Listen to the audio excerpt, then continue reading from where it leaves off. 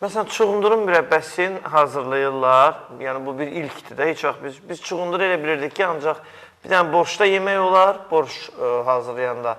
Bir də turşularda istifadə olunur çuğundur. Çuğunduru kimi meyvə kimi götürür, xarta-xarta yeyir. Amma sən demə çuğundurdan çox qəşəng mürəbbə olurmuş və qan artırıcıdır.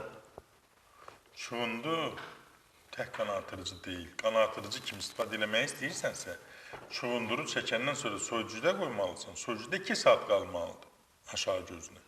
O 2 saat qalandan sonra yenə də onun tərkibi dəyişilir. Qan artırmaq üçün faydalı olur.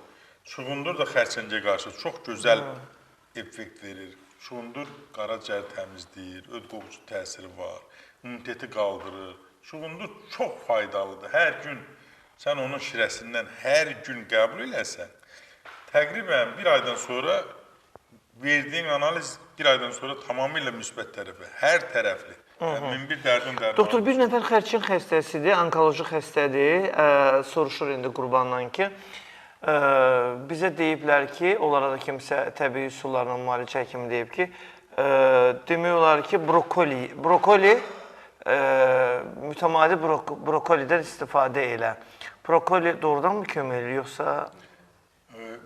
Bunlar hamısı, ta ki brokolidən çox qırmızı çuğundurun daha çox xeyri var. Xərçəng xəstəliyində. Xərçəng xəstəliyində. Ancaq... Şişi yetişdirmir? Yox, yetişdirmir.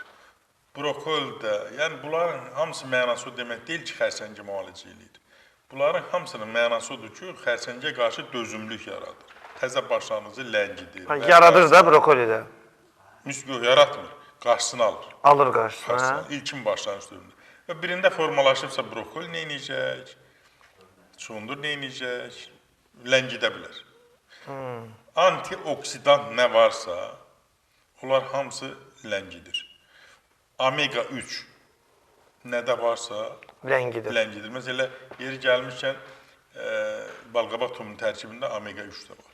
Var, maşallah. Balqabaq tumu. Qırmızı üzümün tərkibində omega 3 var. Yəni, balıq yağının tərkibində ən çox omega 3 var. Doktor, soruşur ki... Balığın tərkibində. Ona görə balıq, məsələn, yiyən ölkələrdə daha azdır. Orta Asiyada, Yaponiyada, Çində, Tayland. Balıq çox yeməlidir. Bir də brokolini qaynanmış yoxsa çiğ istifadə eləsin? Yox, pişirir də. Pişirsin, hə? Çiğ necə yeyə bilir? Tamam.